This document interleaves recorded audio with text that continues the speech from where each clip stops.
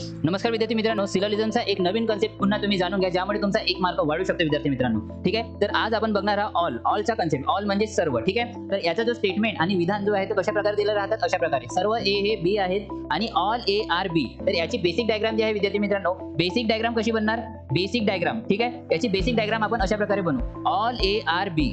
All A R काय झाले विद्यार्थी मित्रांनो, बी. म्हणजे सर्व ए काय झाले, बी झाले. म्हणजे ए कडून कुठे चाललो आपण, बी कडे चाललो विद्यार्थी मित्रांनो. म्हणजे आपण फ्रॉम साइड ए च्या साइडने आपण चाललो विद्यार्थी मित्रांनो. ठीक आहे, तर याच्यावर बेस जे कॉन्क्लुजन आहे, ते निष्कर्ष आहे, ते कोणकोणते ट्रू होतील, तर लक्ष द्या. ऑल ए आर बी हा कॉन्क्लुजन, हा निष्कर्ष काय होणार, ट्रू होणार. म्हणजे सर्व ए हे बी आहे. दुसरा कॉन्क्लुजन सम ए आर बी, म्हणजे काही ए हे बी आहेत, हा कॉन्क्लुजन ट्रू होणार. आणि याची पॉसिबिलिटी काय होणार विद्यार्थी मित्रांनो, पॉसिबिलिटी 0 होणार. काय होणार विद्यार्थी मित्रांनो, 0. कारण आपल्याला इथे 100% माहिती आहे. 100% काय आहे विद्यार्थी मित्रांनो, माहिती आहे. आता मला सांगा काय माहिती आहे, हे माहिती आहे विद्यार्थी मित्रांनो की सगळेचे सगळे ए काय आहे, बी आहे. म्हणून याची पॉसिबिलिटी काय होणार विद्यार्थी मित्रांनो, 0 होणार. त्याच्या रूल्स काय होणार विद्यार्थी मित्रांनो, फ्रॉम साइड ए, ऑल मध्ये फ्रॉम साइड ए, डेफिनेट मध्ये काय होणार विद्यार्थी मित्रांनो, एक तर ऑलची कंडिशन म्हणजे सर्वची कंडिशन काय होणार, ट्रू राहणार.